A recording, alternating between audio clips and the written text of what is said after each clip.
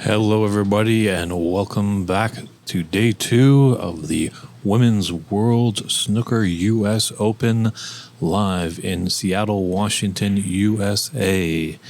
We're happy to have you tuning in. It's moving day here, lots of shaking and baking, and definitely we're going to get the knockout round set at the end of today, so we're glad you're tuning in. But we'll have a quick little message from one of our chief sponsors, Andrew Wilson, wishing all our players the best. Hello, I'm Andrew Wilson, Chief Digital Officer here at Microsoft. I'd like to congratulate you all on the first US Women's Snooker Tournament here in the United States. Have fun, and I wish you all the very best of luck with your games.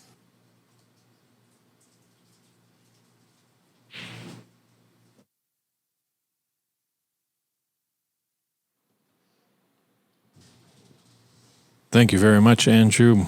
Great words there for all our competitors. We have Daly getting everything set up, and we've got a wonderful match to kick us off here. We've got Emma Parker against Mary Tybalt. Two friends, great friends, traveling together, really buddies on the tour, but now sworn enemies on the table. There's no friends. And I do have a special guest, one of the players that is in the tournament that's still alive, playing some great snooker all weekend long, Jamie Hunter. How you doing, Jamie? Very good, thank you. Thank you for having me. Excellent. Thank you for being in the booth. So, Emma against Mary, you side to one or the other, or what do you think about this match? I think obviously snooker, it depends what happens on the day. Obviously two great players. Emma's one of the up-and-coming young talents. Mary's joined the game back after 15, 16-year absence, but she took it in her stride. She looked like she's never been away, so it's hard to decide, but it just depends how the balls run and who brings their A game.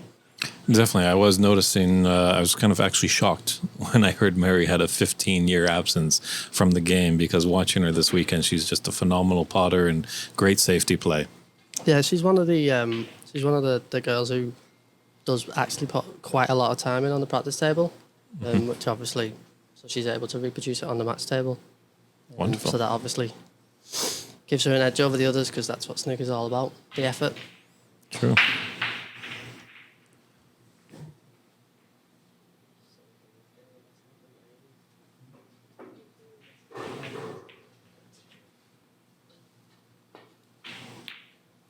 That's a great little long pot opener for Emma. It's always nice. First frame, when they go in, settle the nerves. True. I think this is Mary's last match of the round robin and her first today. Both players are looking fantastic. Both are undefeated. So this is really going to decide who's going to be first in their group. I would say so, yeah. Obviously, Emma there getting that long pot in first, that'll settle her down well. If she can score 20, 30 years, she'll feel comfortable quickly, which should get her in her stride quite fast.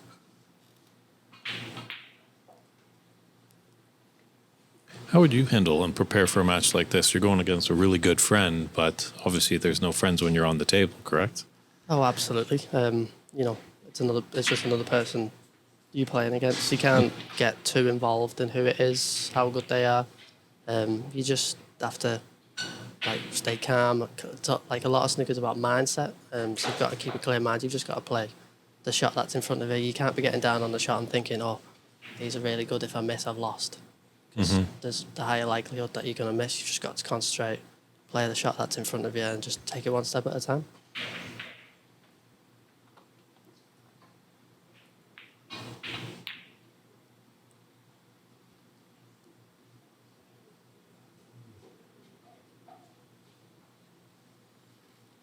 Jamie, how did you get into the game?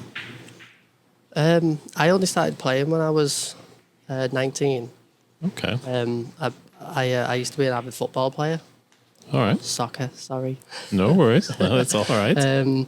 But I broke my ankle. The doctor said that it was all over for me. And when you've got that competitiveness built within who you are, I needed something to take that craving away of competitiveness. And the only sport I could really find that didn't involve running other than golf, because I'm absolutely shocking at golf, was snooker. And I just went one day and fell in love, and here we are. Great.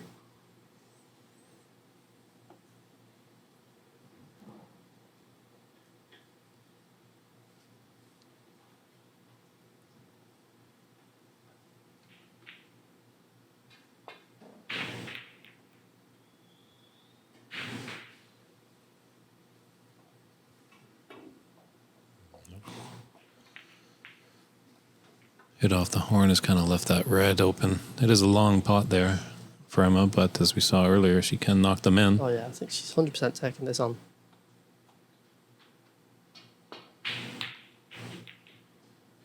Bit unfortunate there to hit the black. So maybe looks like she's probably skimming off this black to leave the white up behind the yellow. Yeah, you're not thinking of taking that black into the side. Obviously, being a right-hander is not too bad. You're not going over the reds, but these tables, the angle where you can get them into the middle just shrinks so quickly. So looking from this angle here, it looks as if it's a 2, 3 out of 10 shot, and obviously it's just not worth taking it on so early. yeah, notice I think a lot of the North American players that are in the tournament are looking up to you English players and seeing how you play the game and realizing that you don't have to take every shot on. Sometimes you can play that safe shot. It's kind of just knowing your percentages. Yeah, I think because a lot of the American girls have backgrounds from pool, and you know, without sounding like I'm bringing the pool game down, that you know you can play gung ho in pool. You can just go for everything. In snooker, that you can't get away with just going for pots constantly. You know, you're gonna miss at some point. So obviously, normally it's biding your time, waiting for that, you know, that better chance, rather than trying to make something out of nothing. When you start trying to force it, you know, that's when the mistakes start creeping in. She played an excellent shot there.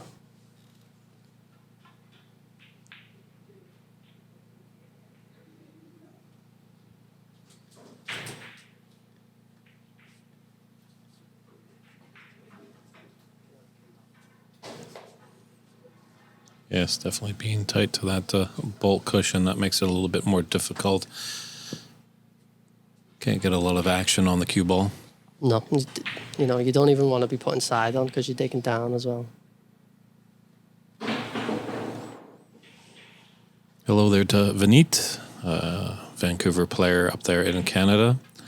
Vineet, I hope your boys have been practicing, because the owner up here, Mike Dominguez, and I have been talking about a border battle again between Canada and the U.S., and now we have young Marissa here that's a 13-year-old, and Vineet has some teenage boys, so it'll be kind of an interesting match to see. Hopefully the future of North American snooker.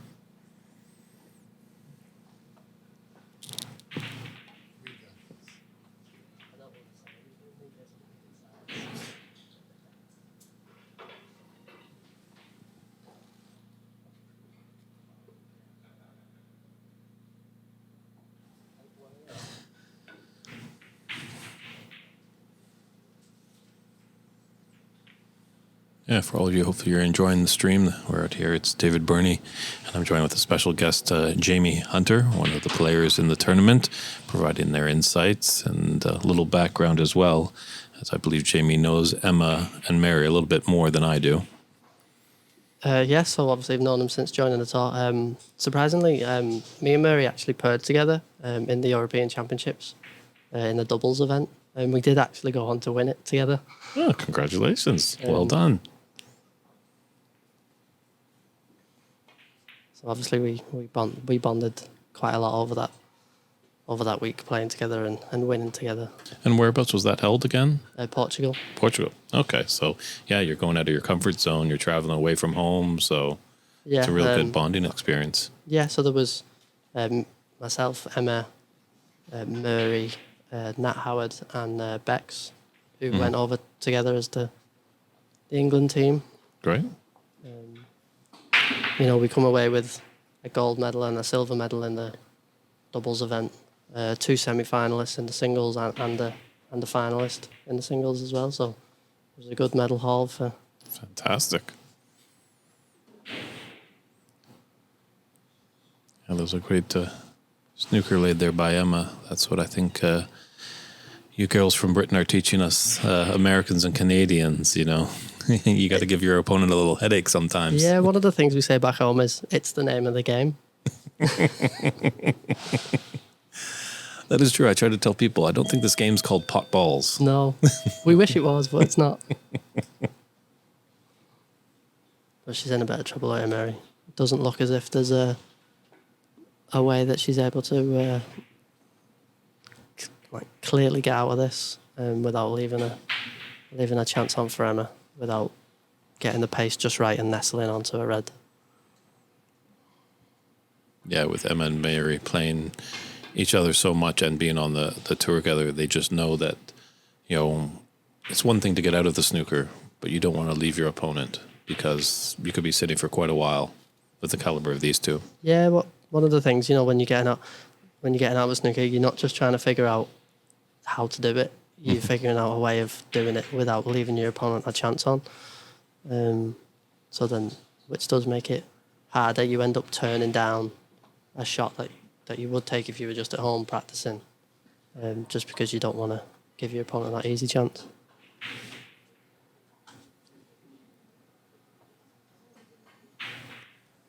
How are you finding your time in Seattle? You enjoying being over here in America? Absolutely love it. Yeah? Is it your first time? First time in Seattle, yeah. Okay.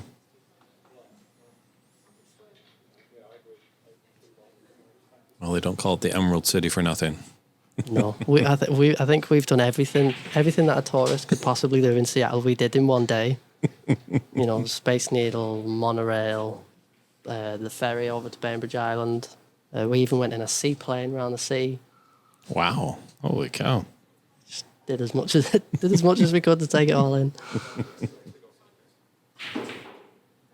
We've been blessed with the weather. You know, we get told that Seattle's just rain. That is true up in here in the Pacific Northwest. It's a lot like back in England, like around London, you know, grey, overcast, lots of rain and stuff. The weather doesn't get too cold. But I think we're getting a bunch of referees taking part in this respot right now. Everyone's having a go. They just want to get it just right. Just snooker's all about fractions. So a millimetre one way or the other can make the shot 10 times easier. So you've got to make sure that you're not giving either player an advantage. Mm-hmm. Which is difficult when, you know, we're not on the World Snooker Tour and we've got the pretty cameras with the overlay of where the balls used to be. Exactly. True. Slowly. We're working on it. And this is a great event. Actually, this is probably the first snooker ranking event in America. Yeah, the first over the pond, yeah. Mm-hmm. Which is obviously amazing for women's snooker. You know, the growth that women's snooker's seen since the pandemic has been phenomenal. Seeing Exactly. people coming out, you know, I think there's maybe even like near 15, 16 countries represented on the women's tour now. It's fantastic. Yeah, that's what Mary was saying. She's, you know, I was looking at her stats and I was like, there's a 20-year gap here. What happened, Mary? You know, sometimes maybe family got in the way or something like that. She's like, no, I just took a break from it. But then the pandemic hit and she picked up the cue again and she's just been loving it ever since. Yeah, I think in the, like when Mary did stop playing, which I believe was late 90s, early 90s, was round about the time when a lot of the women players were coming over to America to join the pool circuit, you know, Alison and Kelly Fisher. Mm-hmm. Okay. So, you know, I can imagine that it's hard travelling hundreds of miles to a tournament and getting there, and there may only being 4 or 5 people. True, yeah. And then obviously if all your best players are going elsewhere, then the backers and the sponsorships that were coming in, which are normally assigned to the bigger players, then that gets lost. So then the incentives kind of dwindle down slightly. So there's another player from England who's actually had like a 20-year absence from the tour as well, who's just come back this season. Okay.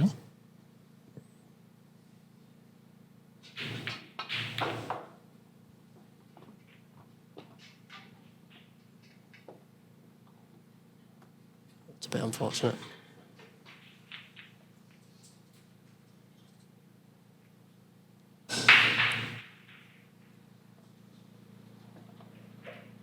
So, Jamie, are you just rolling up to the blue here, or what's your avenue you attack? What are you thinking on this shot?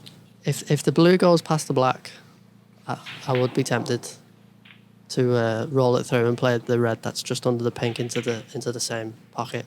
I'm not too sure that it does go back, so it does look as if she's just hiding the cue ball behind the blue.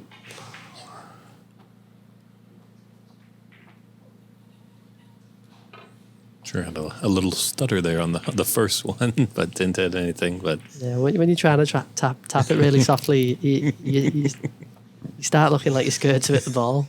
True. Yeah, I've been watching you play all weekend, and definitely I notice you take a lot of pots on and you put them in the bottom of the pocket. Yeah, so, I would say I am quite a very aggressive player. I also play quite quickly. I think that my average shot time is 10 seconds faster than the next fastest player on the tour. Wow. So The Jimmy White of the ladies tour? you know, if I'm not ready to hit it straight away, then I'm not ready to hit it after 20 seconds. Andy, thanks for turning in. Yes, it's great for that. We're expanding the women's game. It's David Burney, and I'm joined by Jamie Hunter, all the way from England. He's doing the commentary for you.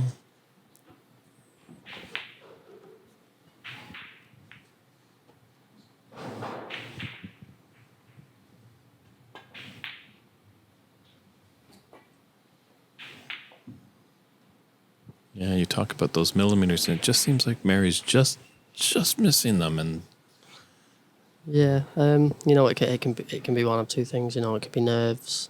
If you're missing the middle of the cue ball by a couple of mil, that throws the angle off after, when the cue ball contacts the object ball. So,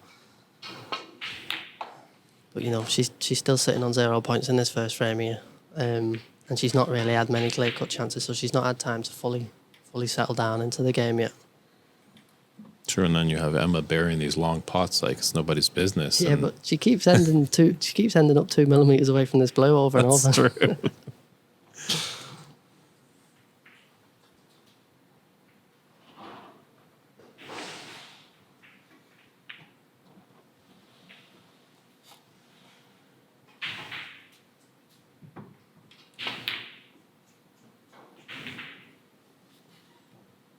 That might be a costly miss.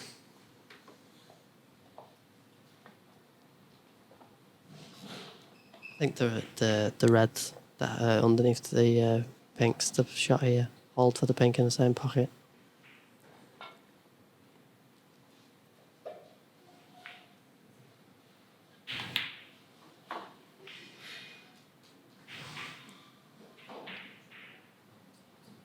She want to pick at these reds now. Try and score a few points. Settle herself down, get her arm going.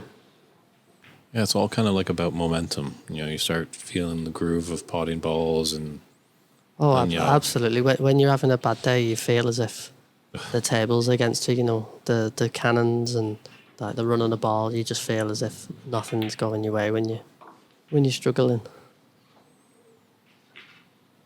yeah. How do you feel to handle it if you're playing an opponent and you know they've got a couple flukes and you just feel like, what's going on here? Like my opponent's getting all these flukes, I'm not getting anything. How I react is probably not the way that you should react. It's very easy to get to get frustrated at the game because sometimes there is luck involved and it can be someone else's day rather than yours.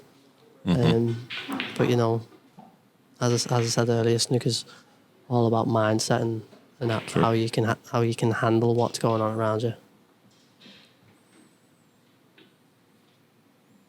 Nice to see that we have the USSA tuning in, the United States Snooker Association. They'll be throwing their U.S. national tournament a week from today, the Labor Day long weekend, right here at Ox in Seattle, Washington. So, I keep hearing people mention Labor Day. I have no idea when that is. well, it's kind of like how you guys call bank holidays. We have no idea what bank holidays are in North America.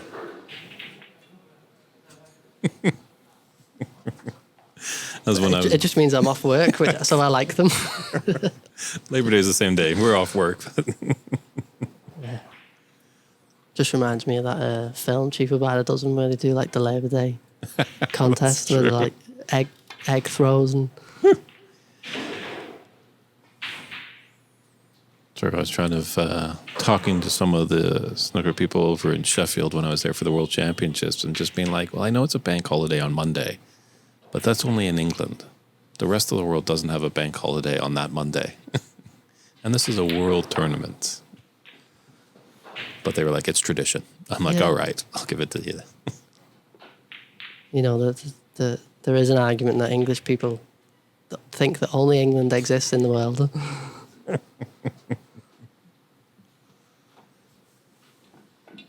I don't get that from you, Jamie. You know, you fell in love with Seattle. We've been talking a little bit about you wanting to come up to Canada. So you seem like a person that's very knowledgeable and know that there's a world outside there beyond England. Get away from the rain.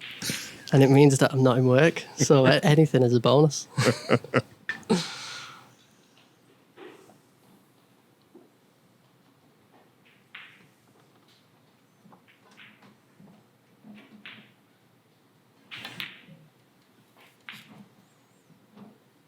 This has been a nice break of 28 for Marion, and keep going. Yeah, she's done well considering she's only had the pink down at this end of the table and with the reds clustered together as well. So she's been picking them off quite well. She'll need a good one to continue though.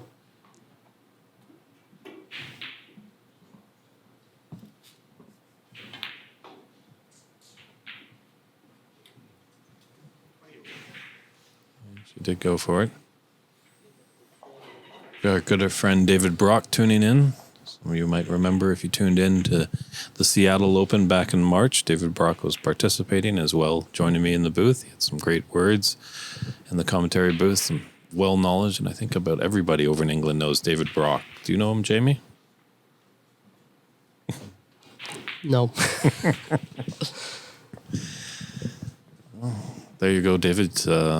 As much as you've told me that everyone knows you in England, we've got one English person that doesn't know you.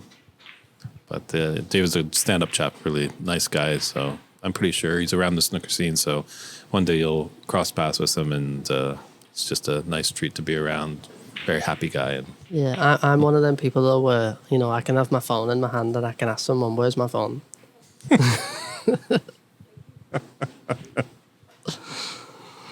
So where's the microphone?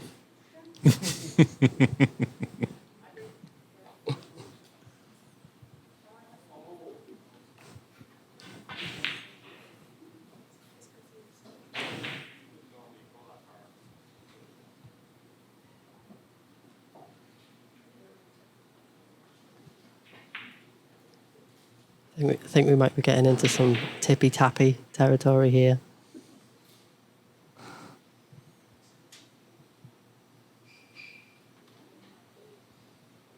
The Reds up in the ball, and neither of them obviously going to play the original safety. Mm-hmm. So they're either going to be playing the like they just dump the cue ball on the black cushion, or they're just going to keep rolling up to these Reds.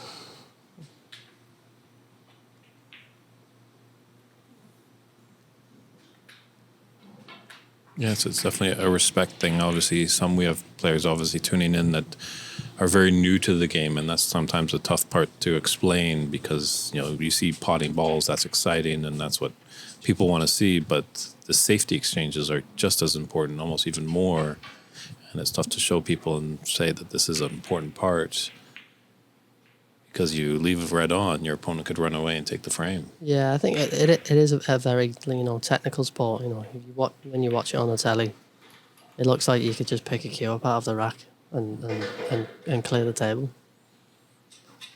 But I think the way that you've got to look at it is, would you rather climb 100 stairs or get on an escalator and let them take you up there? So you'd always pick the easier option. So I like that. Very nice. Waiting for your chances Mm-hmm. is better than trying to force them. And we have a Janice Hunter tuning in. Is that the president of the Jamie Hunter fan club? Hi, Mum. I can't believe she's awake. It's 26 minutes past 11 at home. That's true. Mm-hmm.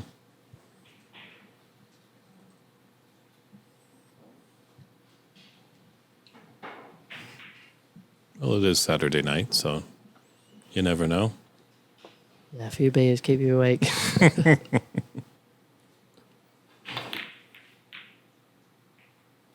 That's a good shot.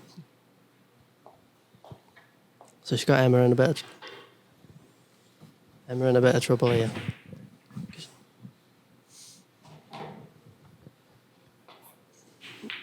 So, looks as if she's just going to push the red up to the ball and leave the white on the side cushion.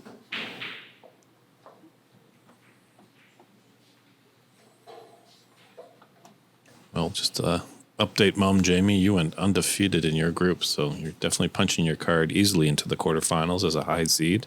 So you're looking like one of the favorites going into Championship Sunday. And if anybody out there on the stream wants to find out up-to-date results, they can go to womensnooker.com and they can find the bracket there with all the stats.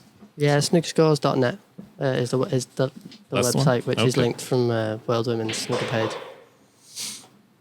But yeah, I've had a couple of good frames so far this weekend. So,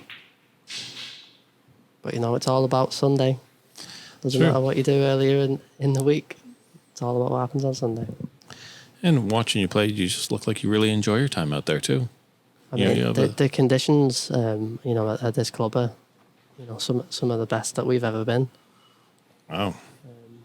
So it's very easy to get going and get your arm going and enjoy your time. And I mean, it's a lot easier to enjoy playing snooker when you're winning.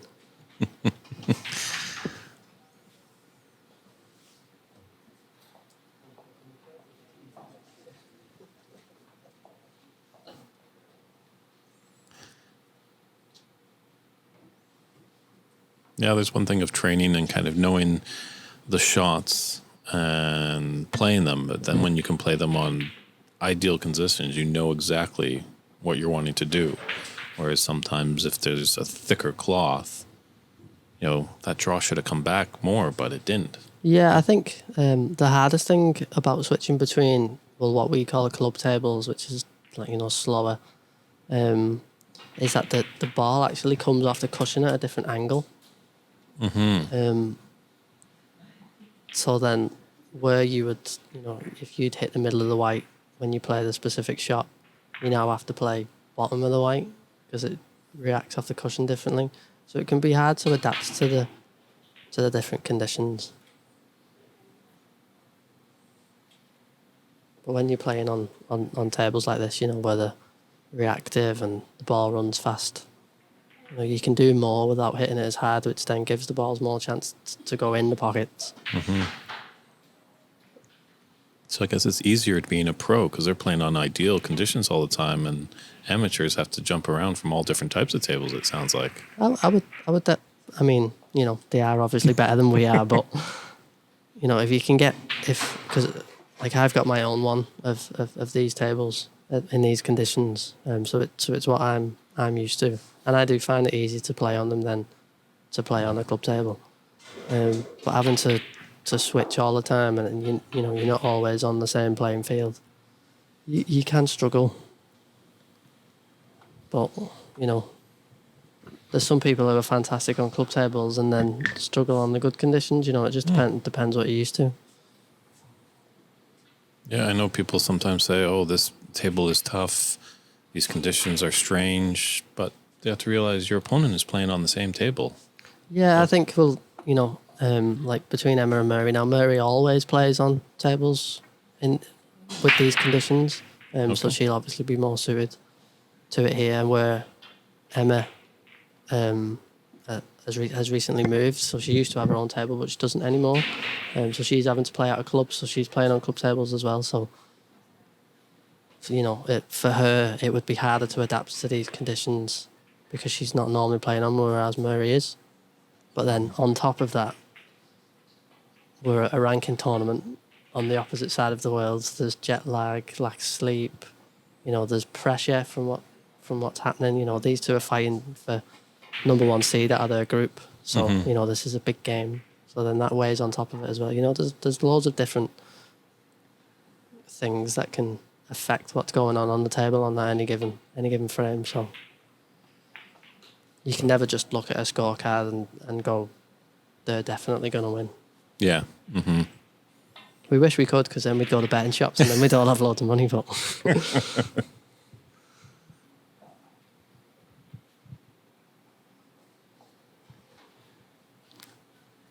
Was nice red by Emma, and that brown does pass the yellow, so could be a good frame winning opportunity here for Emma.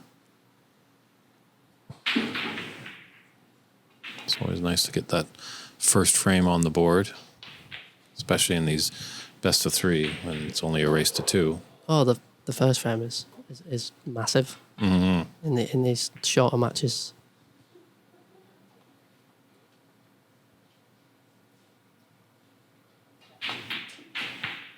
You add on a bit more pressure of being behind. But sometimes I feel like when you're playing, you're behind, you kind of find that a different gear, and it just kind of propels you in a more fighting way. Or how do you feel about that? I would probably say that you think, I'm already losing. What have I actually got left to lose? True, yeah. So then you think, oh, well, if I was at home and I was practicing on my own, I'd be knocking these in, no problem. So why not now? True. I say that was it is. You get a bit fearless. Okay. Because if the worst is already happening, i.e. you're losing, it can't get much worse.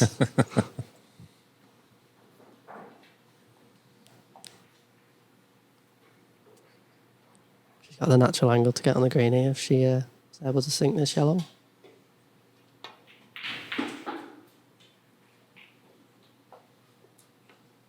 Just needs that white to slow up. Perfect.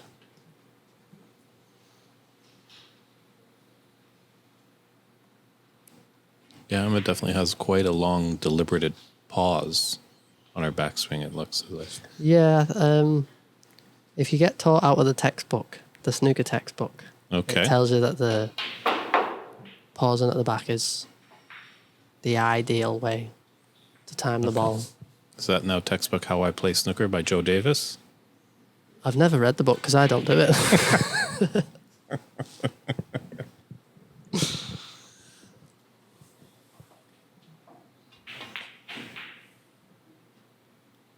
But obviously when you pull the cue back, it allows your eyes to transfer from the cue ball to the object ball, which means that you can then time the shot better. Your eyes are looking in the right place.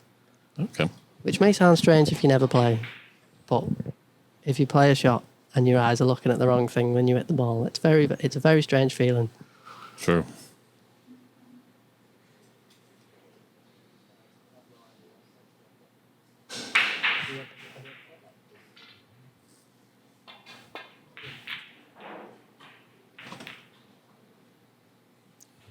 Mary didn't want that cannon into that pink.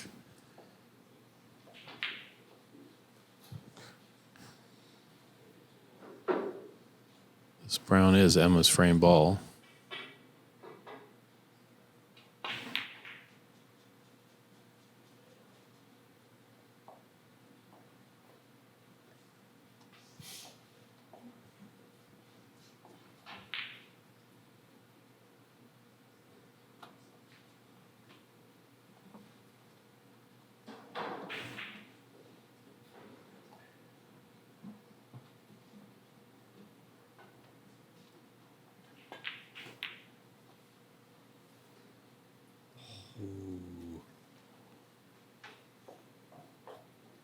That's always the tough thing about this game, is if you just roll that shot, it's going to rattle the jaws and just sit there. But if you hit it hard, if it's off by a millimeter, it's going to shoot out.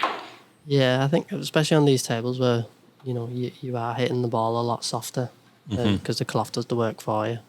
You do find that you are leaving a lot more balls over the pockets than usual.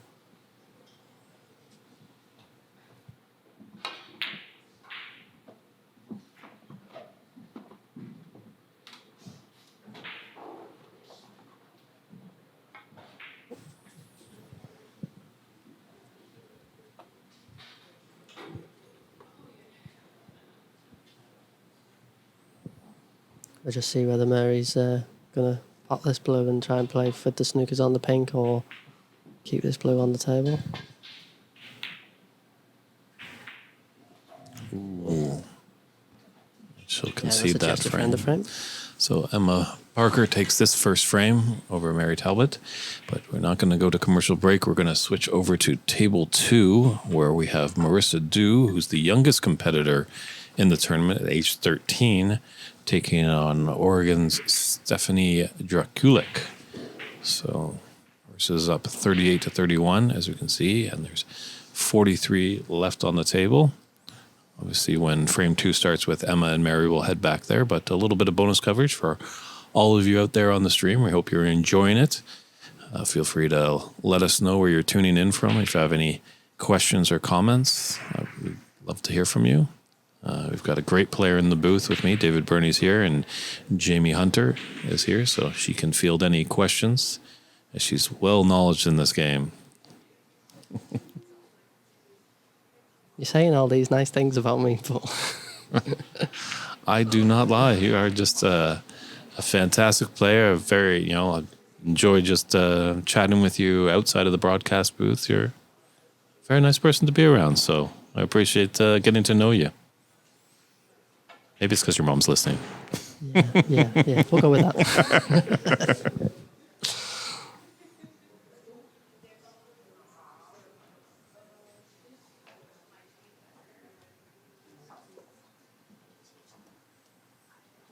Yeah, and this is another actually A group match with Marissa and Stephanie, and they're both 1 and 2. So this could be a big match here. Obviously, one of them will be in 3rd place, and we'll just have to, because with how the tournament is structured with 15 players, there were 3 groups of 5, and the top 2 players move on to the knockout round, and then the 2 top 3rd place will move on. So very important here for both of these players, as they've probably looked at the score sheet before this match and known that Emma and Mary are playing each other. Both of those will move on. So a real battle here.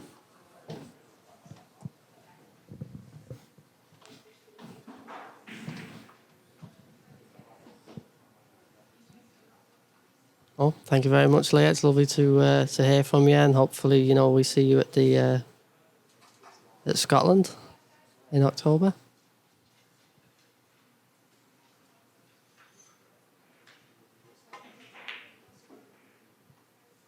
Have you been to Scotland, Jamie? Yeah, a few times. Fantastic. Really love it there. I've been up there too. I've enjoyed my stay, and so some of the greatest architecture that I think the UK has got to offer. Okay.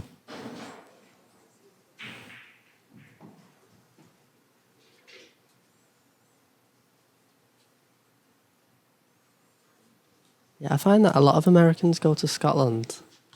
Is there a reason for that? Well, is that a whiskey? Well, being Canadian. Damn, I knew that. No worries. Can I rewind and put North before American so we can get away with it? No, it's all right. I'm not sure. A lot of Americans flock to Scotland. Maybe a lot of them are, keen on the Scotch, as Scotland is, whatever is produced there is Scotch, and they say anywhere else in the world it's whiskey. Yeah, true. So. I mean, even when we're over here, we've met quite a lot of Scottish Americans, Irish Americans, but you never meet any English Americans. Well, they say it's the greatest country in the world. Why would they leave England, right? Well, exactly.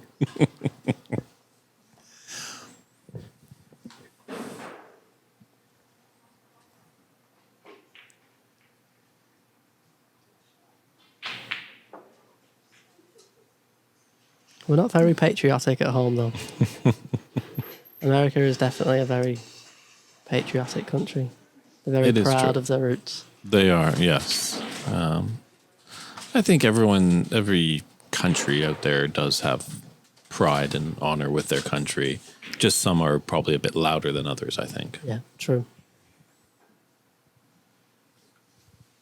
Oh, we have the Queen, which is like a beacon. That's true. There's a nice shot of the entire room there here at Ox. 4 beautiful star tables. Mike Dominguez and his crew really has spared no expense here. Everything is top notch. We're obviously hearing from Jamie Hunter in the booth here that she's enjoyed it quite well. Some of the best conditions we've ever played at.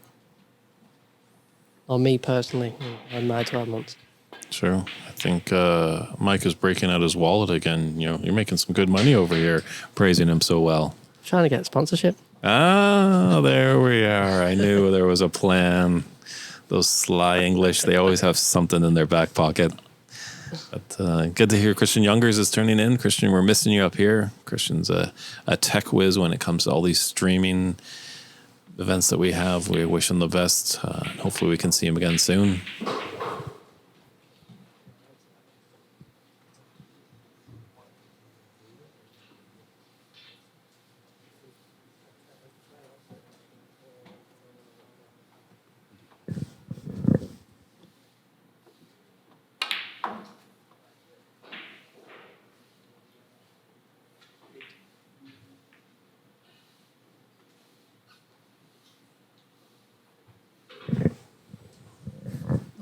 Hi, Jake. Thanks for getting in touch. So on the actual tour, the girls, the staff, all the clubs that we've go to, everyone has been unbelievably welcoming. We are like a family. I've never felt more at home away from home than on the tour. But there is people out there, who post things on social media or, say things that aren't very nice. But they're not attached to the tour or the snooker family. They're just people out there who just disagree with certain things. But other than that, on the actual tour, it's been, one of the greatest experiences I've ever done. And I'm so grateful that I made the decision to join the tour 12 months ago. And, the places I've seen, the people that I've met, it's been, memories that I'll keep forever, some of the best. Not stepping over any lines here, Jamie, as that question was dealing with some issues of transphobia on the tour. And I personally feel if there's people coming at you for that, they've got something wrong with their life. They need to check themselves. Yeah, I mean, I don't, I've always been open about my story because I'd rather it come from me than, some tabloid magazine or someone else. But, there is people out there who don't agree with it. Whether, people are allowed to have their opinion, it doesn't really affect me. I get bothered by it in a sense that if there's other people like me out there, they might not have skin as thick as mine, so it may affect them. I think that's what I worry about more. Yeah. I want other transgender people in the world to see me, see what I'm doing, see the things that I can accomplish. And, and they can...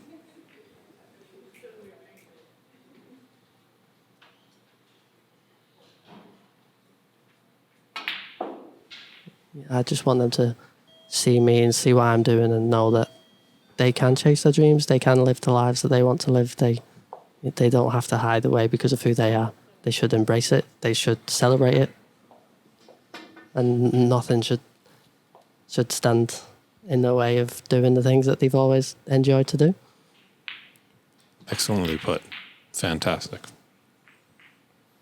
I wrote a post yesterday that I was thinking about sharing. That I've just won the Billiards World Championship, which made me number 1 ranked player in the world as well. And that's my greatest snooker Q Sports achievement. But I received a message from a trans girl in Poland who said that she's now going to join the tour after watching me because it's gave her the courage and the confidence to go out in the world and play snooker because she thought she wouldn't be accepted because it's a male sport. And that is my greatest achievement in inspiring her to do the things that she wants to do. You know, I can have cupboards full of trophies, but knowing that I've improved another human being's life is just so much better. That's beautiful, Jamie. Wow. Like, fantastically spoken. Get your tissues out.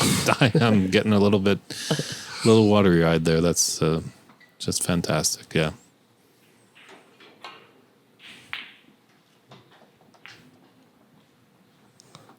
Roy, we don't know I couldn't possibly tell you the reason as to why Rianne isn't here, because I haven't specifically asked her myself. But I do know that the Northern Ireland qualifiers are currently occurring in England at the moment. So I believe she will be competing in that, which may have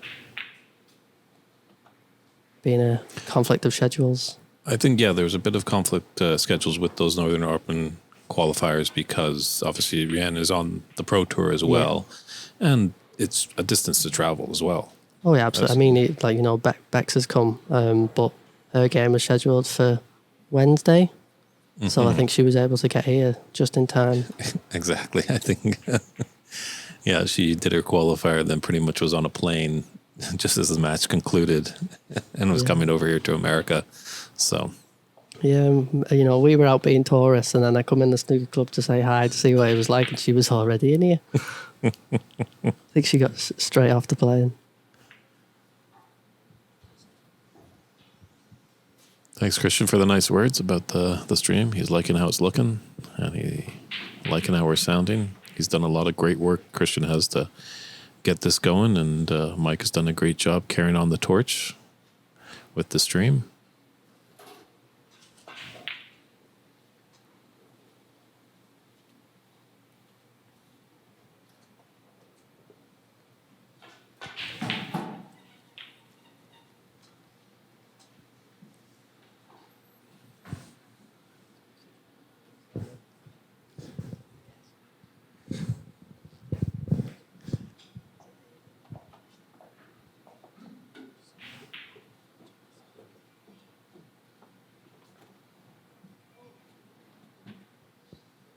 So, Jamie, looks like Aidanus 12. I apologize if I'm mispronouncing your handle, as we get a lot of different handles out there. But they're proud of what you're doing. Yeah, thank you for your kind words. I'm just a human being who likes playing snooker. It comes down to it, yeah. We're all human beings just trying to make it through this crazy thing called life. Yes. And if we're doing things that we love, all the power to us, right? Just got to do things that put a smile on your face. You see in the news and all the other things that are going on in the world, it can put a big downer on what's going on. So you just got to smile as much as you can and do the things that you love, be with the people that you love. True, yeah. When I kind of see the news, I kind of turn over and turn on the snooker. Yeah, put the snooker on. Yeah. Better idea. Chuck, we're glad you're tuning in from Detroit, Michigan. Glad you're here loving the snooker. Hopefully you're a big Tigers fan. Great baseball team out of there, Detroit. If you want to talk about some interesting architecture, if you've ever been to Detroit, Jamie, it's no, I've not been that far north. Okay, it's obviously they've had tough times, obviously, because the auto industry was very prevalent there, but then it all of a sudden went away. But it's interesting, all the architecture there that has been abandoned, like the great Packard plant. It's completely desolate now, where it used to have a sprawling scene with all the car manufacturing. So hopefully they have a snooker event there that gives me an excuse to go. Are you still listening, USSA? Jamie wants to get to Detroit.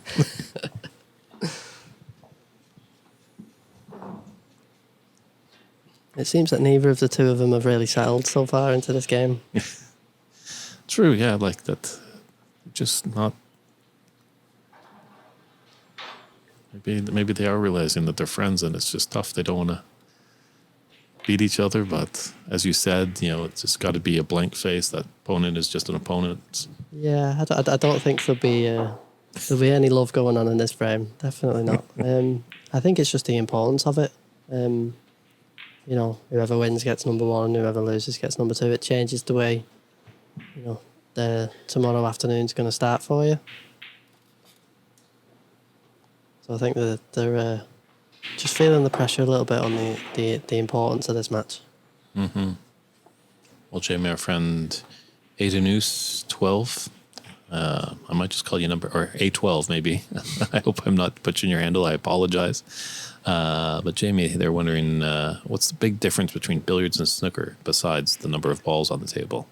I would say that billiards is more interesting. I don't know if that's just because I've only just recently started playing it properly or like often.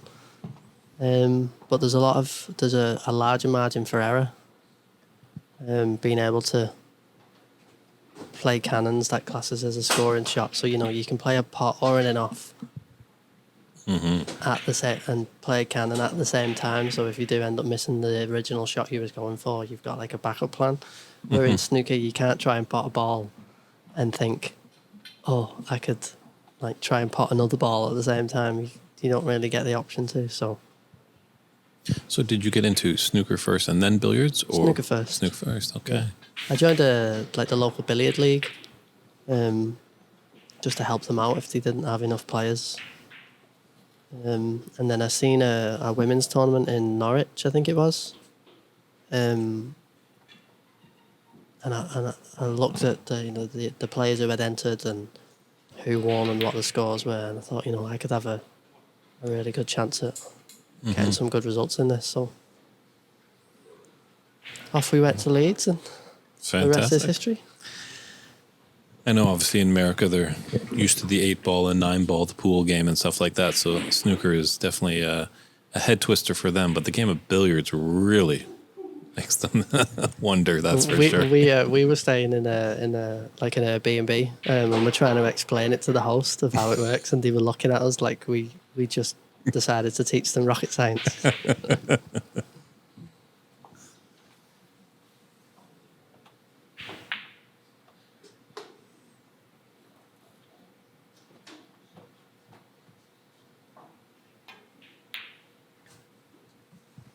This is just a update over there. Marissa did take that first frame over Stephanie, so she leads 1-0. They're in their second frame, and they're kind of just getting things going. Here in frame 2, you have Emma Parker up 14-12 over Mary Talbot. Rainan Singh, thanks for the nice comments. It's really enjoying the live stream. Definitely, if you are in the Seattle area, come on down and join us at Ox Billiards. It's in the Capitol Hill District, just on Broadway, just off Pike Street. And admission is free, and the drinks are cool. How can you go wrong? As long as there's air conditioning.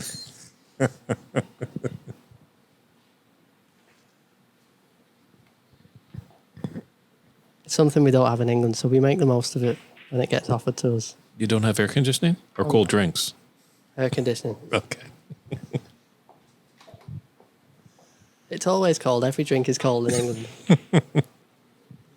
I don't know. I've had a few cups of tea in England. It's been pretty warm. Am I doing it wrong? Don't mock our cups of tea. It's the very essence of our being. It's true. It is amazing. I can't believe that Americans don't have electric kettles. Some of us do. But it's not like a regularity. Yes, that's Like true. if you go in a hotel in England, there is a kettle in every room. Mm-hmm. True. We're over here, we're like, oh no, how do we make a cup of tea? Then they're really looking at you funny. Oh yeah. It's our biggest problem, going abroad. How do we make a cup of tea?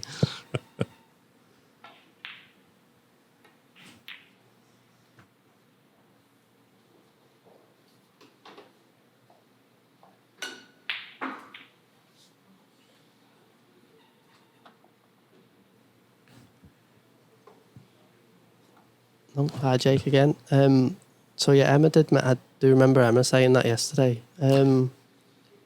Obviously times are changing, gentlemen clubs aren't gentlemen clubs anymore, they're just social clubs, and it is still a very male dominated sport, but this tour and like World Snooker, we're trying to make it more accessible to girls. But you've got I think you've got to see it to believe it. You know, if a girl puts snooker on the telly and she doesn't see a girl playing, she's never going to think, oh, that could be me. So hopefully with, you know, what the Lionesses have just done in the European Soccer Championships, that should really start spurring on, especially in the UK, the inclusion of females in sports. That should hopefully really start to give younger girls more opportunities, and also just the belief that they can do and be anything that they want to be.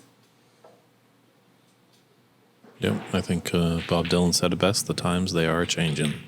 Absolutely. And I think you said it quite right. If you can see it there, you know, this is great for, you know, women in general, and this is great for the game of snooker in North America as well. Having this tournament on this weekend, it's just, I think there's going to be a few young girls and even young boys that are probably tuning in and being like, I want to do that. Like, I didn't know what snooker was for a long time. And then when I was a young boy, I remember just on a flash broadcast in Canada, they showed this guy called Stephen Hendry. And I was just like, wow, this is a fantastic sport. It's so interesting, the different colors and the strategy and stuff like that. So once you see it, as opposed to just hearing about it, because my friends, I say I'm going to commentate on a snooker tournament, they're like, oh, is that a dirty party trick, or what are you been up to, Dave? So yeah, I think it, like when you're in primary school or elementary school, and they always say to you, what do you want to be when you grow up? You know, people pick football players, astronauts, like scientists, doctors, because they've seen it in real life. Mm-hmm. You've seen a football player on the telly, you've seen an astronaut, you know. So for girls to then go, oh, I'm going to be a snooker player, they need to have seen it. They need to have been exposed to it growing up. Mm-hmm. Definitely. So obviously that's just something that's just going to take time. And you know, even in my 12 months since joining the tour, the participation levels, you know, the amount of people reaching out to me, to the other girls, it's been fantastic. The growth is great. Obviously, we want it to be more, but you know, we're just doing everything that we can, and we just got to see whether the next generation want to be part of history. Yeah, it's always someone that, you know, fights the battles and has to take some of that nastiness to kick the door open for the future generations. Yeah, absolutely. It's like I was saying before, you know, if me sharing my story and my transition, you know, even just makes it better for one person, two people, you know, well, Mission accomplished. Absolutely.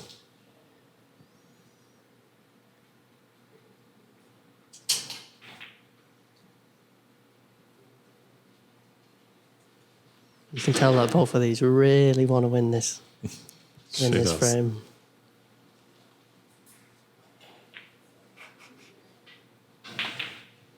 You know, the black tied ups are not leaving any easy chances. They're not really taking on many balls that are less than 8 or 9 out of 10. I say that, and then Emma chucks a wild one in there. That was a gutsy shot, that's for sure. Yeah, just for the knockout round, there is a big difference if you're first or second in your group. Yeah, that's for sure. Absolutely. The loser might have to play you tomorrow. Oh, it really is an important game.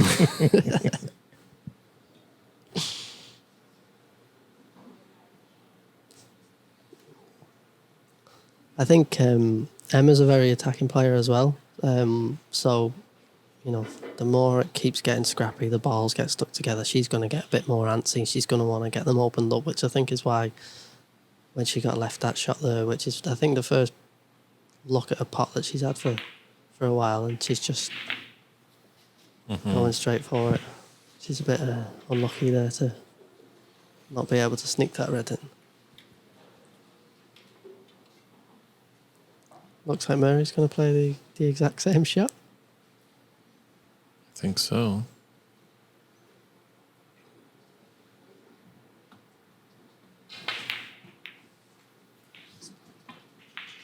That's an excellent shot.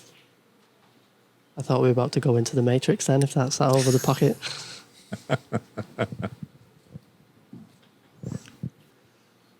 That's why I like you, Jamie. The movie references, well done. I just have too much time on my hands. Yeah,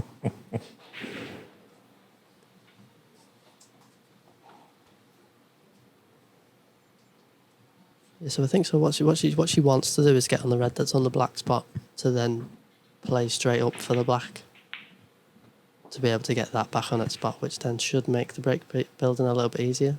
But it just depends on what angle she's got on the blow.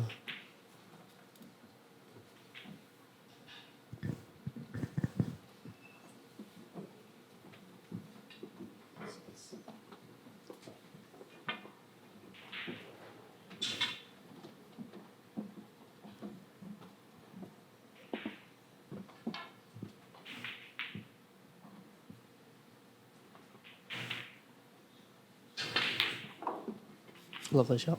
Mm-hmm.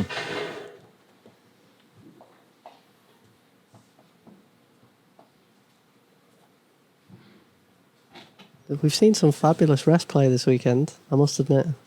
Oh, the match I was doing last night when Bex was playing, I think she was 98% with the rest. We don't have the stats tracker here, but it just seemed like anytime she picked up the rest, the ball was going into the bottom of the pocket. And I think if you asked any snooker player, they would always say that the rest play is the weakest part of their game. Mm-hmm. Which is why a lot of people learn how to play two-handed. That is true.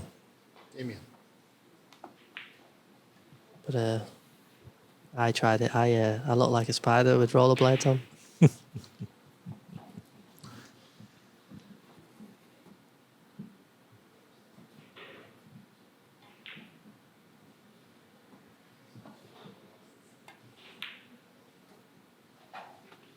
Yeah, so even though Murray holds only a slender, like 20-point advantage, with the way the frame has gone, that's quite a big lead with how scrappy it's been so far. And just how these reds are, they're not wonderful, that's for sure. And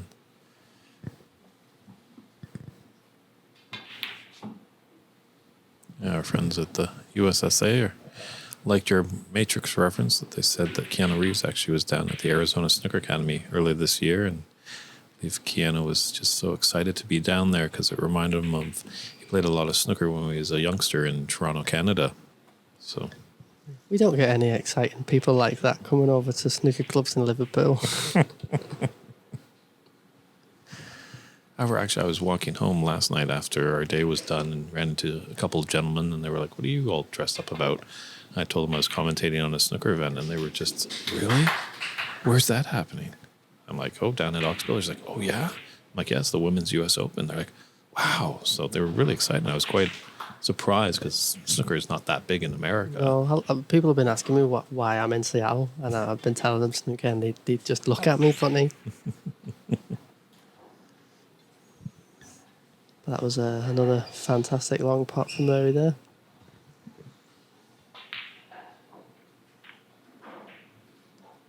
So, she's just picking the balls off. She's not doing anything overzealous, anything fabulous, over the top. She's just taking the reds off one by one, making the mountain even bigger to climb for Emma.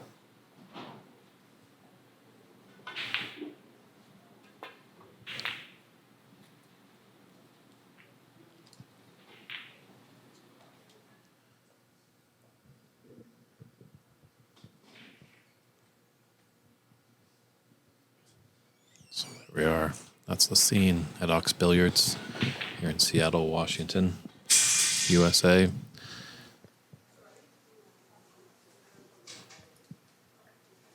We're at the World Women's Snooker U.S. Open.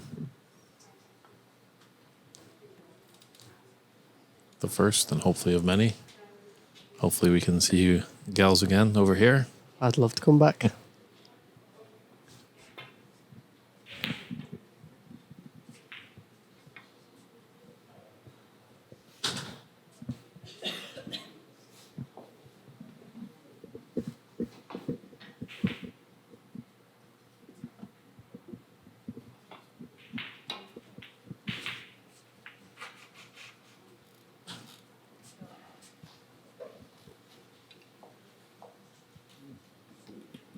Yeah, Very nice shot there.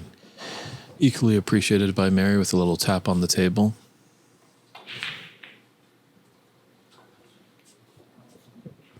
oh, hi Andrew, welcome to the stream. I actually practice in Scala Snooker Centre in St Helens. I have my own star table in there. But you know, Scotty's is probably the biggest, you know, snooker venue up in Merseyside. And you know, I've heard very, very good things about Neil Johnson. I've never been coached by him myself, but you know, a lot of people say very good things about him.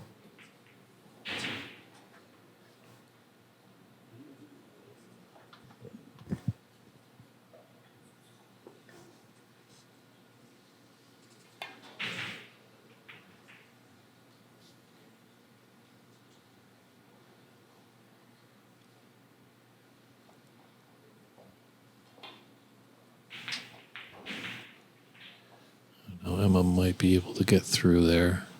Is there a path for that red into the green pocket?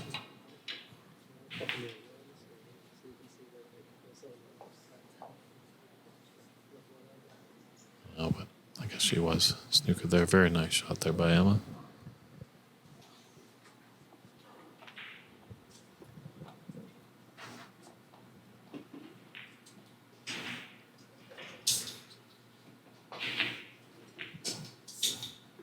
You know, I think Murray would want to come from behind this red to hit to stun the white in behind it and take the red up to ball, but she's just got to be careful of hitting the pink too full. Oh, she could see more of it than I thought. I didn't mind your actually cushion first. You're saying that, you know, you always have to keep the creative mind going in this sport. Yeah, I think, you know, if you present a shot to 4 to 5 different players, they'll probably all come up with different ways to do it. Mm-hmm. Emma's very unfortunate there for that to sit over the pocket.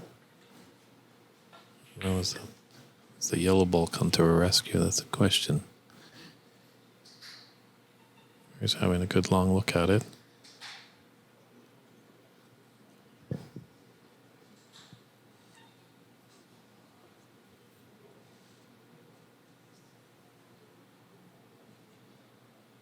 Well, thanks, Andrew. Maybe you know, we could have a couple of frames back home.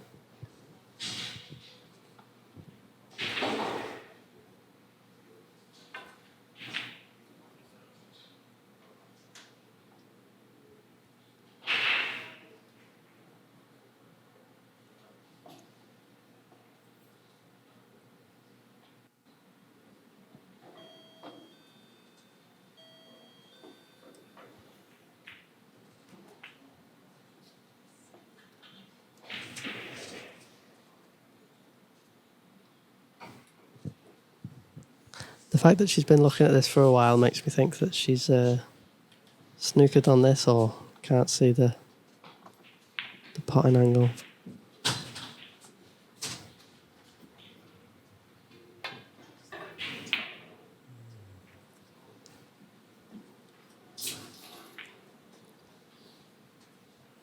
She's a little unfortunate there.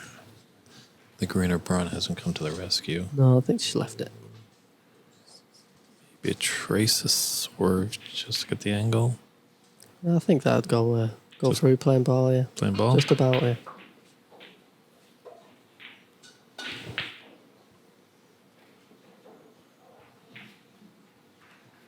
know, when you're down at the table, you have the best angle at the shot. It's a little different in the booth for us. Yeah, you see us as well. We'll be like closing one eye and then closing the other eye. Keep checking it.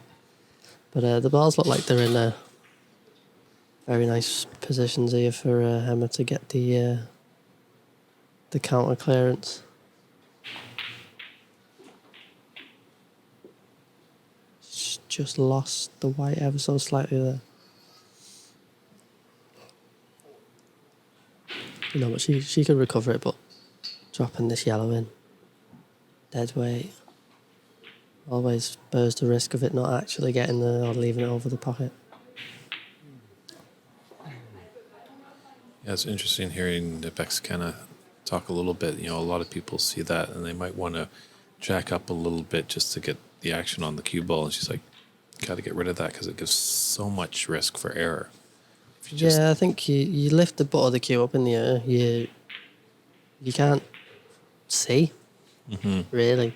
You can't really tell what you're doing. You turn you shot to like a blind pocket because you're too busy looking down at the table rather than where the ball's going. So you just always want to be in control as much as possible.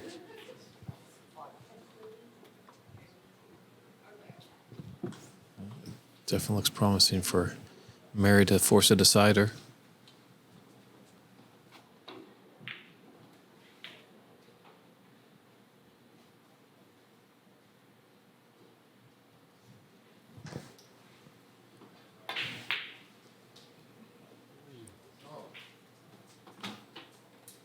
She knew the importance of that ball. Bit of tension in the arm. Can always sneak up on you. Yeah, 18 in it and 22 on the table. Yeah, she's lucky that the brown's gone over towards the side cushion, which she's not left an easy chance for Emma to start with.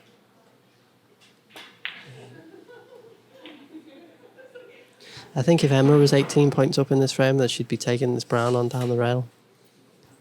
But because she's behind, I think she needs to wait for a better opportunity rather than trying to make one. Mm-hmm. She's putting Mary back in. Looks as if Mary's going for it. That is the old adjective. When you're at the table, you're in control. You can either take the pot on or play a fiendish snooker. So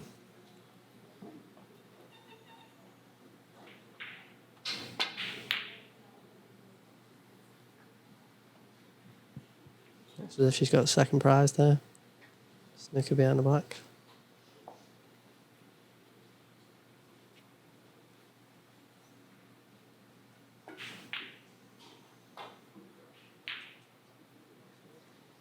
a little shake of the head. She's not really enjoying what she's got here. She might be able to get by the black. Maybe.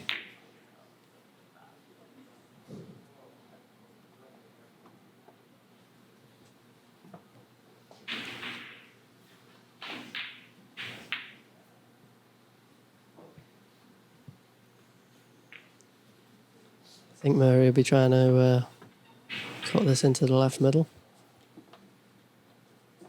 It looks as if she might actually be playing a safety.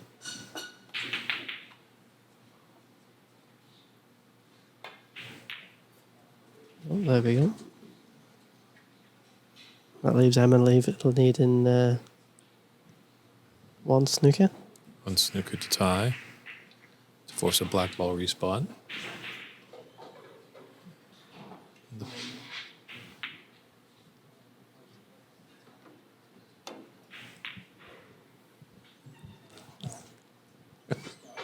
My correction there. Actually, I forgot that if there is a fouled snooker there, that it will be 5 points. So Emma can win with 1 5-point snooker. But it looks as if she's going to have to pot the blue here, which then obviously makes it harder for her to lay the snooker now with only one ball left on the table. As well as the pink.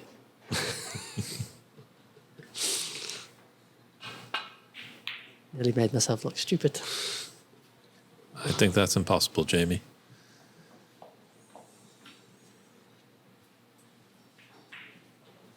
Wait till you see me at karaoke and then you definitely won't be questioning that.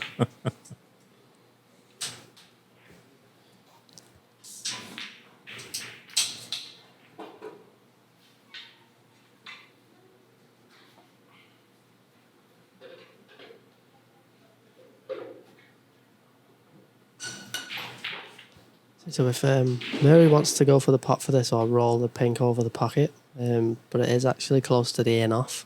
Mm-hmm.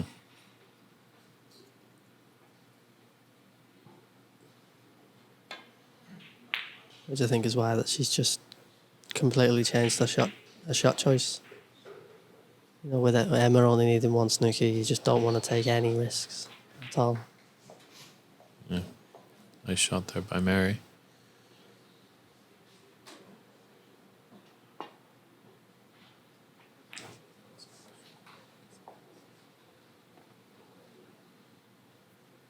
Good hit, but it's out there. It's there for Mary's taking.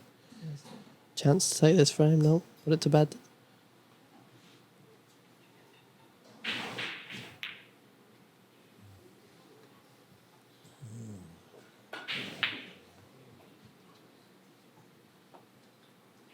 Just kind of hit that a bit too hard. Kind of just wanted to sit in the jaws, right? Yeah.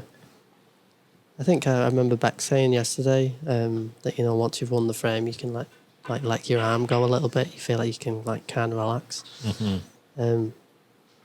But in this frame here, you can see even though Mary's mathematically got this frame, so playing someone of Emma's caliber, it's not over till there's not enough balls left on the table that says it's over. So it looks as if Murray's a bit wary of that. There's that snooker that Emma needed. Pink is out there. That's definitely a potential cut into the top right corner pocket. I think Emma's going to be taking this on.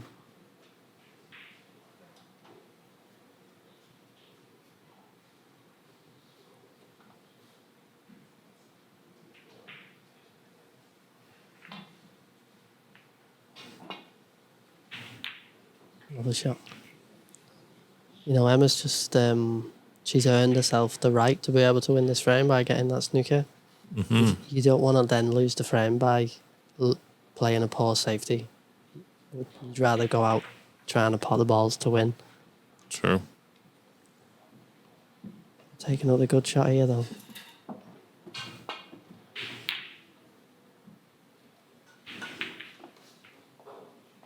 She's gotten away with it.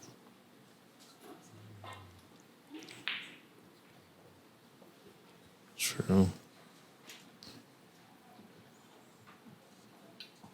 It's a thin cut, but that's a lot of real estate to cover with your cue ball. I think when you get in a black ball fight, if you get shown a half a chance, you've always got to take them. Mm-hmm. Because, you could end up being in a safety battle for 20, 25 minutes, and then it's not even you that gets the chance at a pot, it's your opponent. So, as I said, you'd rather go out swinging, going for them than, playing a poor safety shot. A chance again for Murray now. Yeah, it gets very nervy when it's just a black ball on, that's for sure.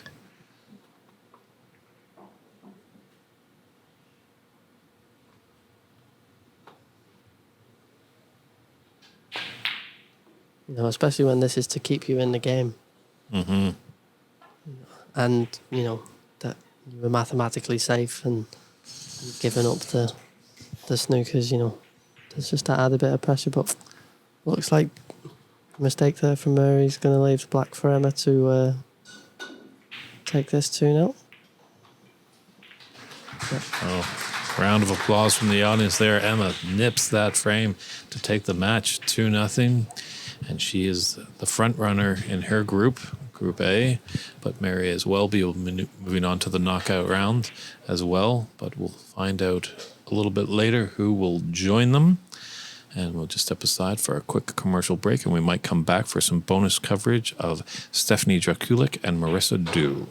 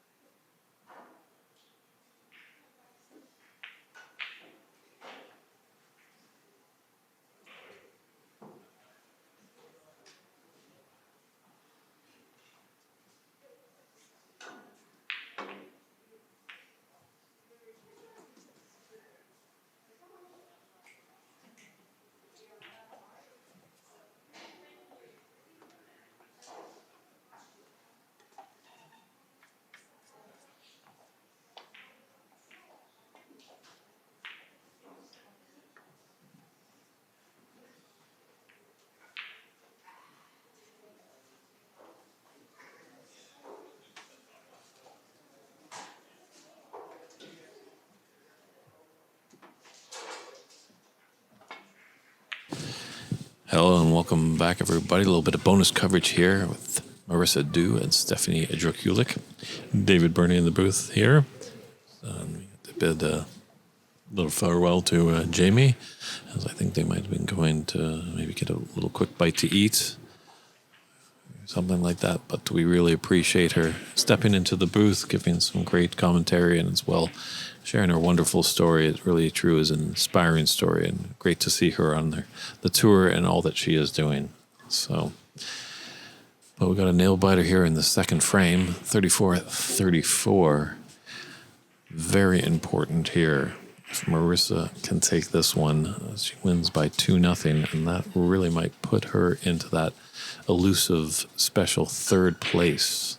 As I mentioned before, we have 3 groups with 5 players in each group. The top 2 will be moving on, and then we have 2 third place kind of wild card, I guess, spots, but whoever are the 2 top third place players will move on to the knockout rounds. But as well, we also in this tournament with the bottom 8, well, we'll be bottom 7 because we had 15 players. There is going to be a little bit of a challenge cup. So something for the bottom half. The ones that don't make it to the knockout round can still have a chance of winning a little bit of money.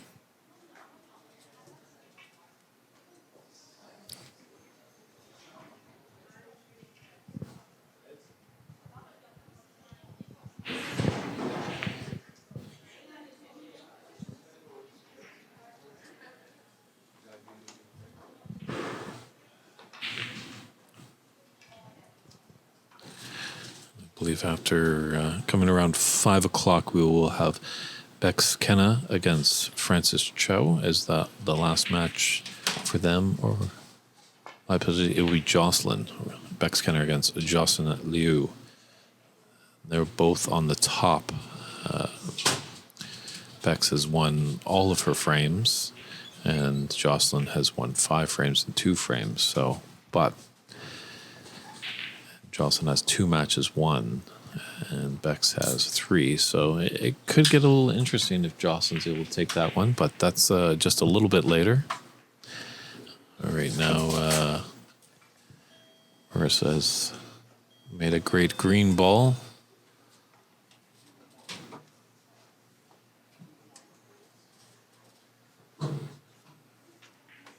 Well, this pink is in a tough position. I think it's probably going to come down to that with only 1 point in it and 22 on the table. If you have any questions or comments out there on the stream, we have Mike Dominguez joining us, the man that runs Ox Billiards. So feel free to ask any questions of what does it take to open up a snooker club in Seattle. Yeah, go ahead and ask away. I just did. This is a really good match. But Emma's match with Mary was also very nice. That's the one that we wanted to show, the good friends. But this match here is a rematch of the Seattle Snooker Open. In that tournament, Marissa did prevail. It was a close match. So this is a grudge match, a revenge match for Stephanie. And it sure is panning out like that. This is a close game, or I should say frame. Yeah, Marissa's had an interesting demeanor. She's so relaxed. It doesn't even seem like she's 13 years old. She's just cool as a cucumber, a seasoned vet. We say she's fearless. Just about everybody that you meet that knows her agrees that she's just fearless. She just goes up, plays her shot, and then whether she makes it or misses, she goes back and just it's kind of the same sort of demeanor as you say.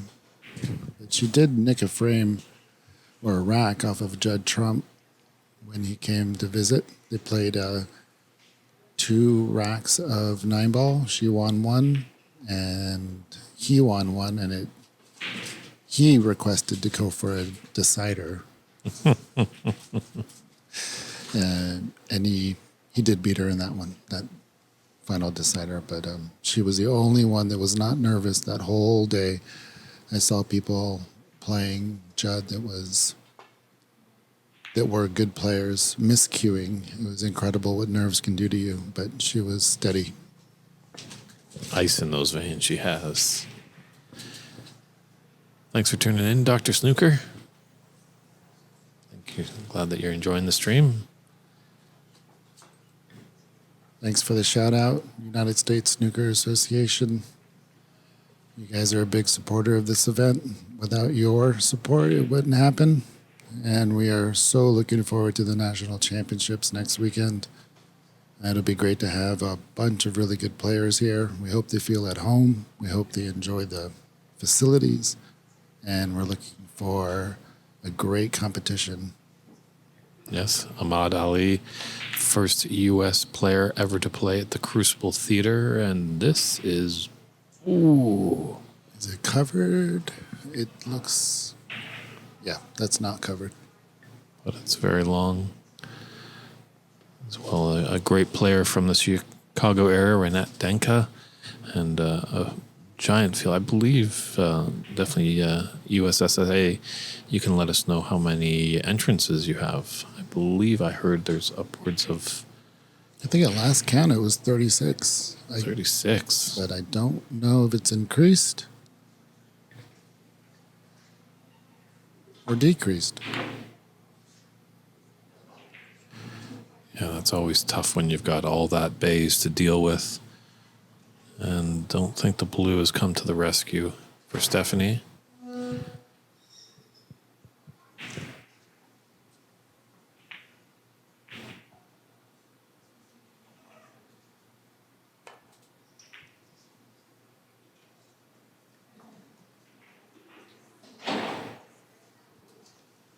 You know, in these tables, distance is a defensive play. And it doesn't help when you only see half the ball. That's true. Well, there's going to be 38 players in the U.S. national tournament next week. Goodness That's gracious. great to see. I'm going to have to beat all 38. Is that what you're saying? 37, don't you count as one? Oh, that's true. I have to beat myself. I hope it'll be myself first. Is that a new thing in the U.S. tournaments, that Play you the beat all the ghost. players and then you have to beat yourself to actually win the championship? I'll be lucky to make it out of my group. To be fair. Of yourself? Of myself, including myself. I think I'd probably nick a frame off myself. But, yeah, I'm in a JA's group, so it's going to be a tough slog.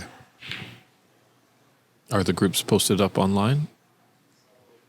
That I don't know. I've been very preoccupied with this tournament here, so I'm not too aware of maybe the USSA can answer where the brackets might be stored online, if they are.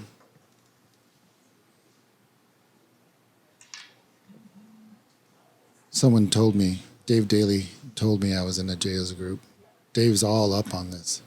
He's the floating ref right now, so he wouldn't be able to answer the question, but he is working hard on his feet all day yesterday. He's on his feet today right now. He's helping out Jamie's match.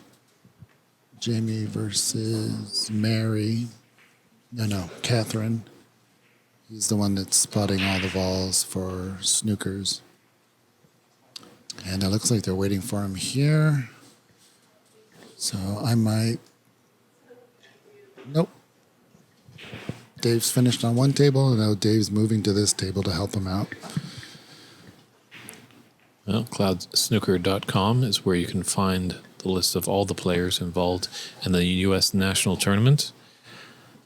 They say they need 2 more players.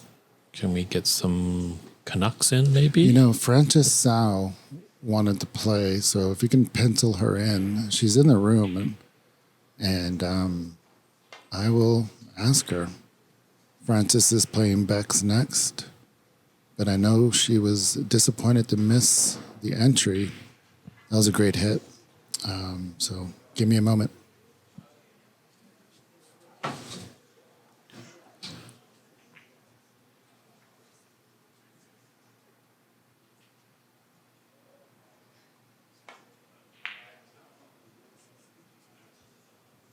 Nice try there.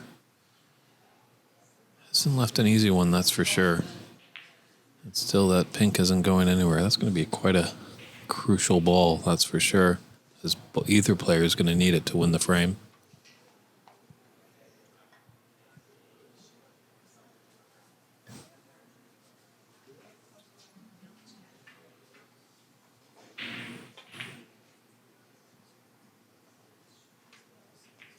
Yes, very tricky there. So Stephanie was not electing to take the pot on, rather to play safe, but it's a little tough. She's left this brown out.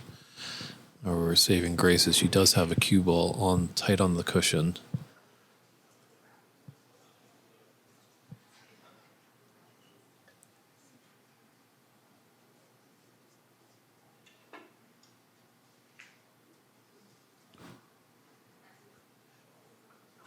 A little overcut there. Just left that on there for Stephanie.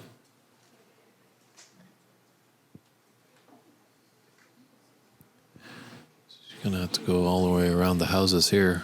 Looks like probably 3 cushions.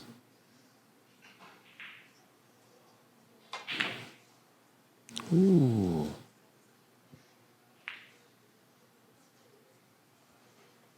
It's a bit nervy there. A new trophy will be played for the national championship. The Tom Collins Trophy, which is on its way to Seattle. Tom Collins, a stand-up chap. I had the chance to meet him once at a tournament in the Toronto area in Canada. And Tom is just loved the snooker, and we'll definitely will miss him. But that's good to hear. Mike David Brock has done some research and found out some players in your group, but I'm pretty sure when you have a moment, but I'm pretty sure you're very busy this weekend. You'll soon check out where you are going to find yourself in the U.S. Nationals. I don't care who I play. Line them up. Let's go. That's the spirit. There you go. No. So the good news is Frances is willing to play, so please save a spot, one of those last 2 spots for her. All right. Thank you, David. Ajaya, Tinger, Yanni, Devin. I apologize for any mispronunciations. Ooh, they're really tough. You're in a big group. That might be considered the group of death, maybe.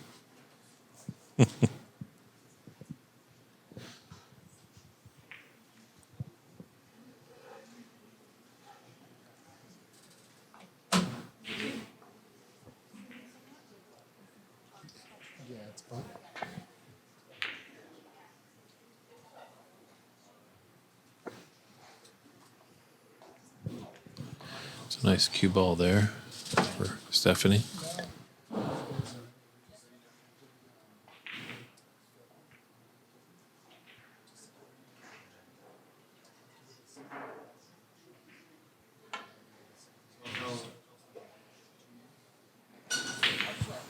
No, Marissa definitely is fearless. She's just going for everything, it seems like sometimes.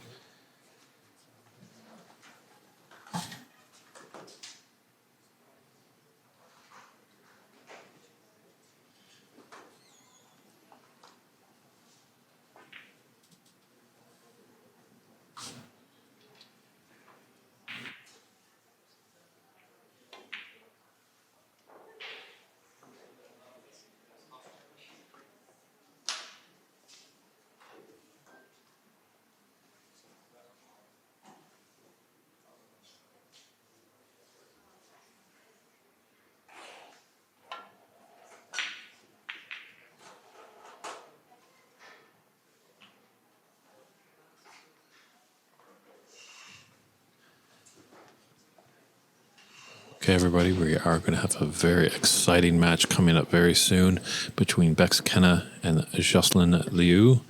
They're going to be coming up on table 1. So we're just going to let this stream go because I just need to actually step aside for a short little comfort break before we get into this marquee matchup. So we'll let you enjoy a little bit of this Marissa and Stephanie match, but then very soon we'll be going over to Bex and Jocelyn.